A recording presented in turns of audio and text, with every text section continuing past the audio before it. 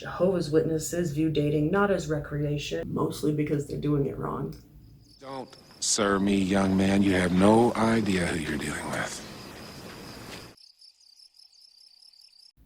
Hello, apostate peeps. Okay, we are moving on to part 2 of Jehovah's Witnesses frequently asked questions, as provided by the friendly folks at jw.org. I know why I'm here. I know why you're here, so let's do it.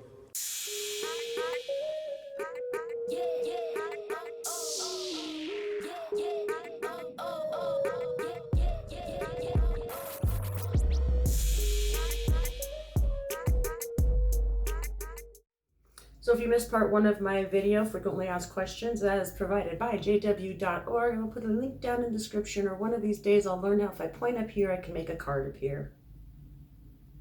Did it work?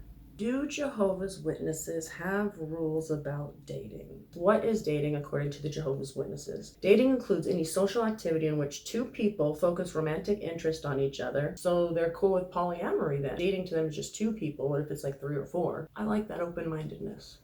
Jehovah's Witnesses view dating not as recreation, mostly because they're doing it wrong, but as a form of courtship, a serious step toward marriage. Do Jehovah's Witnesses have rules about dating? Well, they have rules about marriage, creepy ones. So of course they're going to have rules about what kind of bodily fluids can transfer between two people prior to marriage. Jehovah's Witnesses believe that the principles and commands found in the Bible can help us to make decisions that both please God and benefit us. We did not create these principles and commands, or you damn well did.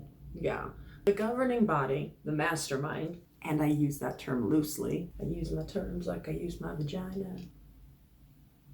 By their own publications explain that they decide how to interpret and to explain the Bible. Line number 1. Consider how some of these relate to the subject of dating. Marriage is a permanent union, and many people, especially those not born in, are not on their first marriage. We could call that a little misleading, or we can call it, a lie. Because Jehovah's Witnesses consider dating to be a step toward marriage, we view it seriously. What a lot of religions do, and a lot of people who aren't religious do as well. I love how organizations, especially this one, like to take credit as if they're the only ones that believe. We don't celebrate Halloween. A lot of Christians don't. You are not special. You are not a beautiful or unique snowflake. Dating is only for those old enough for marriage. Such ones are past the bloom of youth. Yes, absolutely. You can have sexual activity. Really, it depends on the circumstances when you're one of Jehovah's Witnesses. And it can be with someone that is not past the bloom of youth, as we all know by the myriads of cases of child sex abuse. I mean, I could tell you I wasn't past the bloom of youth. I know I like to talk about how advanced I am, but no, at 6-ish, not past the bloom of youth. And in that case, it does occur frequently. Not marriages, just the fooling around beforehand. So maybe a brother of 25, he can't find someone who's past the bloom of youth to marry him, so he might fool around with a child who's not ready to date, but that he knows he can get around with, fooling around with. And he may lose privileges like being able to hand the microphone to people, direct traffic during assemblies. Privileges. Such ones are past the bloom of youth or have passed the peak surge of sexual desire. Okay, well, I'm screwed. I don't even believe I've hit my peak of sexual desire. So I would not be able to get married until you pass that peak? Let's look at the scripture that they reference. 1 Corinthians 7:36.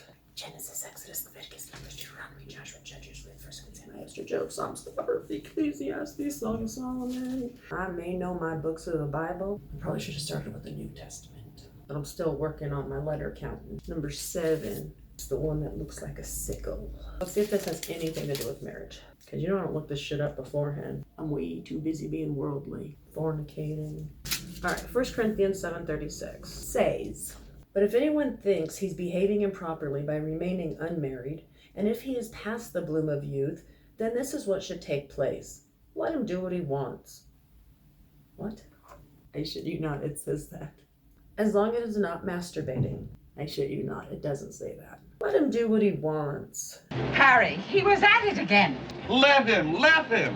The scripture continues on, whoever marries does well, but whoever does not marry will do better. It does not say that dating is only for those who are past the bloom of youth. No, what it actually says is that Jehovah, the God of the Israelites, prefers that you don't be married, and I'm going to assume it's because bitches be crazy. what the scripture says, and you're welcome, I burned my retinas out, so you don't have to, is that if you can't control yourself, your sexual urges, or specifically if he's behaving improperly, and we know what that means. Now I'm going to insert my perception because I was raised Jehovah's Witness, so it's not really about what it says, it's what you perceive. Right, Tony? And I perceive that as meaning naughty thoughts, naughty touching of thyself, naughty touching of others. So that's all the scripture says. It doesn't say that you have to wait to get married until you are past the bloom of youth or have passed the peak surge of sexual desire. Thank God I still have a chance. No, it specifically says if you are not able to have self-control, that it's probably better for you to get married or to do what you want. Whatever, I do what I want. Moving on. Those who date should be free to marry. No shit, Sherlock. Even worldly people have that integrity or morality in that it is looked down upon if you're dating and you're married to someone else. Stupid. Some people who are legally divorced are not viewed by God as being free to remarry, since his standard is that the only valid basis for divorce is sexual immorality. I say to you that whoever divorces his wife except on grounds of sexual immorality and marries another commits adultery. And I'm going to qualify this because, yes, child sex abuse is grounds for divorce, but it's still encouraged that you stay with your spouse. Our bitch for, I don't know, the last few decades is that beaten women don't have grounds for divorce. You got to get your man to cheat on you. Christians who want to marry are commanded to choose only a fellow believer. Yes. Jehovah's Witnesses view this command as referring not merely to a person who respects our beliefs, but to one who shares and practices those beliefs as a baptized witness. You heard that right, folks. Let's say you have two people that have been studying with the witnesses for a year or two, and correct me if I'm wrong down in the comments. Jehovah knows how much I enjoy being corrected. So two people who are adults, let's say they're in their late 20s, they don't feel ready maybe to get baptized, and they have an interest in each other. By the way, unacceptable, but pretend. They cannot marry, and they have an interest in each other. They cannot marry unless they get baptized. And you thought Tony Morris was a dick for the whole driver's license thing with kids. Well, now you tell this worldly person turned trying to be a Jehovah's Witness, you're gonna have to take the dip if you want to take the dip.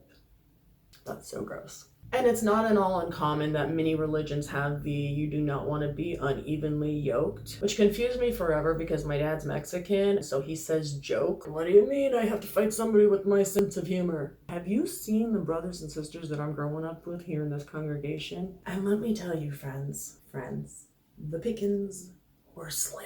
He got a little pretty mouth, ain't he?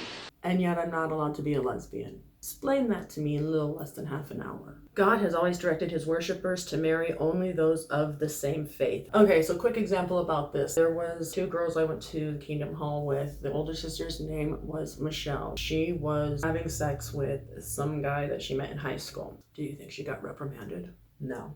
Do you want to know why? Because I'm going to tell you anyhow. She avoided getting reprimanded because A, her dad was an elder, and B, she convinced the boy to start studying, and then they could continue banging. So he did, and they did, and a very short time later, they were married. And a short time after that, he was banging her sister. Apparently, Jehovah didn't see that coming. Yeah, that can cause problems. But yes, if there's a young man or a young woman, if you find somebody that you're interested in, you just have to convince them to go to meetings like 3 times a week. Sorry, it's only 2 times a week now. And to study regularly. And then you guys can have sex. And only sex. Likely with the lights off because you don't want to let your imagination run wild. So not a whole lot of foreplay. And certainly not a whole lot of, oral presentations. Children should obey their parents. For children living at home, this command includes obeying their parents' decisions about dating. And one thing that is abundantly clear, your parents believe the exact same thing that the organization believes about dating. If they didn't, they wouldn't be Jehovah's Witnesses. These might include the age at which a son or daughter could begin dating and what activities would be allowed. Well, I can tell you what activities won't be allowed. Over the panties, No, brah. Calvin's in a ball on the front seat past 11 on a school night. Within the scriptural guidelines, witnesses personally choose whether to date and whom to date. No. They just said that you don't get to choose whom you date. How can you have that much information conflicting in just like, what is that, 8 lines? This is in harmony with the principle, each one will carry his own load of responsibility. Well, I guess the weight of responsibility is still on you, because if you choose to violate those aforementioned rules, you could be reprimanded, but it was still your choice. Still, when it comes to dating, many wisely seek the advice of mature witnesses who have their best interests at heart. Holy hell. As an adult now, when I look back to the couples that I grew up with, not a damn one of them had any business advising any of us as to what we should be doing. Many practices commonly associated with dating are actually serious sins. Bad baby, bad baby! The Bible commands us to avoid sexual immorality. This includes not only intercourse, but also other unclean acts between unmarried people, such as fondling the genitals of another person, She touched my peppy, Steve. or engaging in oral or anal sex. No, not that. But can you fondle your own genitals sitting across from each other? Immoral conversations consisting of obscene talk are also condemned in the Bible. I want to tear you apart. I want to know where. Galatians, Ephesians, Philippians, Colossians. That's what it was. Does anybody remember, maybe it was just in our congregation, how we remembered Galatians, Ephesians, Philippians, Colossians? Ours was go eat popcorn.